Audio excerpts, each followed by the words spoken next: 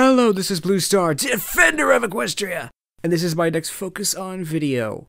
This time, Bloom and Gloom and the Dream World. So once again, we get to visit the world of Dream, and once again have Princess Luna as our guide. In some ways, we learn more about the Dream World than we do specifically about Princess Luna in this episode. But we do learn a few things about Princess Luna here as well, which I certainly do enjoy, because we still really don't know a lot about what Princess Luna's character really is, and it certainly would be nice to see what her character really is.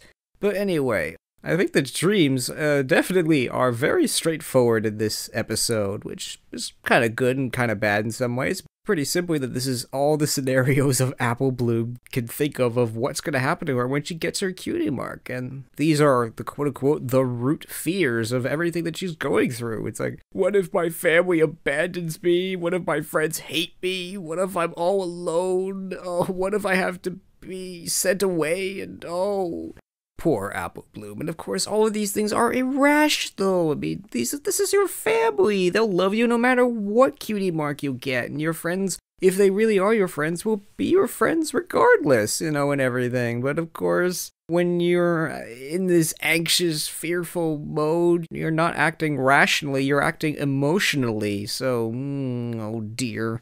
So yeah, that's why it's important to understand what is it that you're truly afraid of, and also to stop and realize that things are gonna be okay. Don't panic, it's gonna be okay.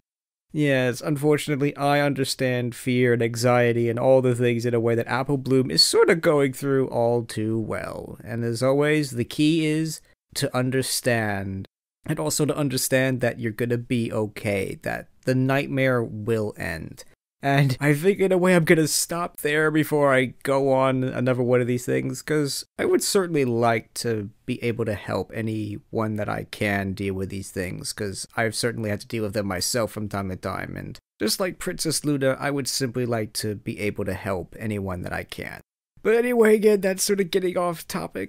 Yeah, so the dreams were kind of straightforward. We're definitely straightforward here. In the other two, they were sort of more dreamlike in some ways, in that they were a reflection of a problem that was going on in the pony's life at the time, but not directly the thing that they were worried about. And that's what makes dreams so hard sometimes, is that sometimes this image or this thing that you're afraid of is not really the thing that you're afraid of. It's just simply a representation. But here they're much more direct. These are exactly directly the things that she's afraid of, which, again, is okay and not okay at the same time, but whatever. So I think the other things that we learn about Dream, particularly this episode, is that, for starters, Luna is not driving these dreams. This was Apple Bloom's dream the whole time. All of this was coming from her. And I think that's the biggest thing with Princess Luna, is that I think she doesn't directly take control of dreams, with a few exceptions. She's simply watching. She's kind of, in a way, reminds me kind of like a lifeguard. She's just watching in case someone needs her help, and if they do need her help, she's ready to jump in and do what she can for them. Yeah, but you won't usually even notice the lifeguard's even there, so I kind of like that. And as always, for everything, there is a time. And I think Luna intervened exactly when she needed to intervene. The moment she intervenes is the moment where Apple Bloom is just simply trying to run away from this and in a way not face it. And at that moment she decides, Apple Bloom, you can't run away. You have to turn and face this thing that you're running from, because that's the only way forward. Again, understanding is the way forward. Because once she understands that this shadow that she thinks has been causing all these problems was really her, it was almost a representation of her fear, her anxiety, and in a way, the dark side, if you will, and all those negative things. When she realizes all those things came from her, all of a sudden the dream and the nightmare, in a way, sort of come to an end. Because it's now, I know what I'm afraid of. I know that this was me doing this, so now I don't have to be afraid. I don't have to run away anymore. And not to mention that Princess Luna is there to help her, so that's pretty cool as well. I like that. It's like Princess Luna is a really good mentor, and I just think it's just so nice that Luna's trying to help out in this way. That's just so nice. I do have to say that the moment when Luna says, Sometimes we can worry about something so much that we can feel like we're trapped in a nightmare. I think there's a few things there, though. It's like, for starters, it's like when Luna first starts saying this, she's like, oh, she's all sad and everything. It's like, oh, I just want to hug Luna and just say, oh, don't be sad, Luna. It's gonna be okay.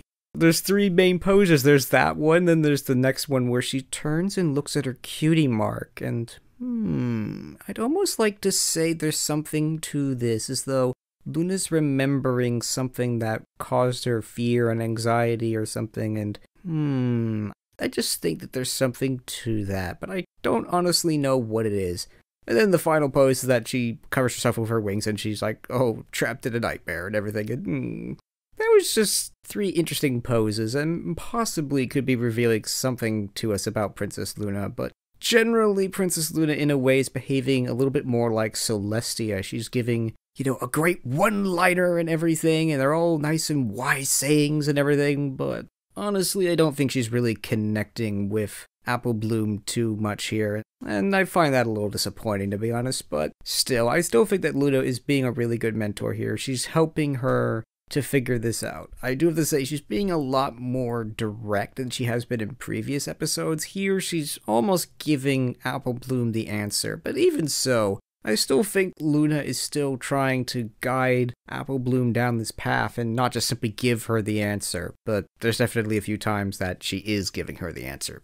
But anyway, moving sort of back into the world of Dream, the ever interesting thing that we learned about Dream here was that Luna has this ability to create this doorway that she could literally go and connect to other ponies' dreams and everything like that. In For Whom the Sweetie Belle Toils, the transition between these ponies' minds was much more subtle, and I kind of like that. Here, it's much more direct. There's literally a door that you could open that will lead you to another pony's dream/mind, and I think that was just simply for convenience, but it's an interesting thought in itself. In the course of getting my screenshots for this video, I couldn't help but notice that Princess Luna is really struggling and almost hurting in this one image where it's like, poor Princess Luna. She really looks like she's really working hard to teleport herself and Apple Bloom to the next location, and I could understand that being a big deal. I mean, she may be the princess of the night, but she's altering this dream so much that I could understand that being a very difficult thing, and something in one of my Blue Star series where Blue Star asks Princess Luna, does it hurt you to travel in other ponies' minds this way? This image almost seems to suggest that maybe it does. Maybe this is really almost hurtful to her to do this. It's like, oh dear. But the good news is that there's lots of other shots where Luna is not quite so stressed, shall we say, that this is a lot easier for her, but in this one image it does seem to suggest that this is difficult for her. But all the more reason why I like Princess Luna for doing this, because even if it is hurting her to do this, she still wants to do this and help these ponies go down the right path, and that's cool. Yo-ho. And of course, Apple Bloom and her friends are going through quite a lot right now. Apple Bloom and all the Cutiemark Crusaders are going through exactly the same thing because, well, they are going through exactly the same thing. They've all been told that one of their friends has just gotten their Cutiemark, and now they've all started to wonder, it was like, well, what if we actually got our Cutiemarks? What would that mean for the rest of us? So they're all thinking about exactly the same thing, and there's an important sub-lesson there as well, is that you're not the only one who's afraid or fearful about these things. Somewhere out there, there's almost certainly someone else who's going through exactly the same thing you are, and I liked that. And I have to say, that was a great line from Luna when Apple Bloom says, I must be the only pony in the universe that's worried about her Cutiemark. And then Luna goes to her and says, oh, I wouldn't say that. Oh yes, and it's been a busy night for all of them. Aw, poor Luna. It's a tough job, but some ponies gotta do it. But I'm glad that it's a job that Princess Luna is up to, because I think she does it very well. Otherwise, there's really not too much else that we learn about Dream here. Although, in the clubhouse, they literally broke the fourth wall. The last thing that I kind of noticed was Luna in the clubhouse. Luna was sort of interesting in the clubhouse. For starters, I don't know if Princess Luna had pulled a prank on them by like replacing the gavel with like a squeaky toy or something, but it's like, that was just so nice to see Luna be smiling and happy and everything. It's like, aw. We don't really get to see that a lot from the princesses. It's nice to actually have a moment where it's like they're smiling and happy and everything. It's like, aw, that was nice. And we also do know from the comics and the other sources that the princes are in fact pranksters, so this actually wouldn't be too big of a surprise if Princess Luna had actually pulled a prank on them. But either way, it was nice to see Luna smile. The other interesting point here was that when they mentioned sending the care package to Bab's seed, Princess Luna's like, huh? What? She seems really confused and caught off guard or something like that. I find that a little strange. Maybe she's thinking, well, wait a minute, she's already dealing with these problems. Is sort of what I'm thinking. Is like, well, Babseed is in a way already dealt with them because she has her cutie mark. So in a way, she's not really afraid of getting her cutie mark or what's going to happen when she gets her cutie mark because she's already had it. In a way, she's either dealt with them or she's dealing with them right now. So, but still, that was a nice sentiment nonetheless by the cutie mark crusaders and everything. And it was just nice.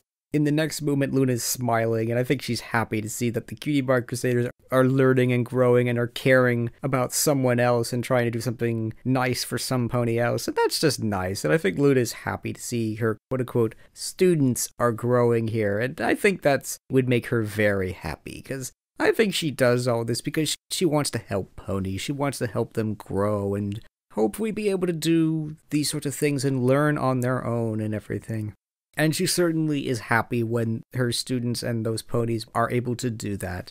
And I think that's nice. And I was pleased to see Luna here, but I do have to say she didn't feel as personal. She didn't feel like she was connecting as well as she has in previous episodes. She feels more like a princess, a guide, someone who's there to help you and nudge you down the right path, but not really your friend or someone that in a way you would really trust per se, which isn't necessarily bad. But again, I'm certainly glad to see Princess Luna and the Dream World back. And I hope this isn't the end of the Dream World. I just love the Dream World. It's just so much fun, and there's just so much things that you can learn from Dream. And certainly, in a way, Apple Bloom may not have learned these lessons without going into Dream, without stopping and taking a look at herself and forcing herself to look at these questions and answer them one by one. Although she might have done well to have simply listened to Applejack, because Applejack flat tells her, it's like, don't worry about it. No, we're not going to make you move out. It's like, no. Unfortunately, we often ignore the best advice that's given to us, so, oh dear. And of course, Applejack was right in that situation. Of course, it's like, everything is going to be fine. And the good news is here that it may have taken Apple Bloom a while, but she does learn that a cutie mark isn't going to change her, that it's going to be alright. Whatever cutie mark she gets, it's going to be okay, and it's going to fit her to a T. And I'm glad that Princess Luna was there to help guide her down this path, and eventually able to figure this out on her own, and I'm just so glad to see Princess Luna again. So I guess that is the end of my video on Bloom and Gloom and the Dream World. But you know what? All this talk of Dream really makes me tired, so if you don't mind, I think I'll just go to sleep. So this is Blue Star. Stay strong and pony on. Blue Star out.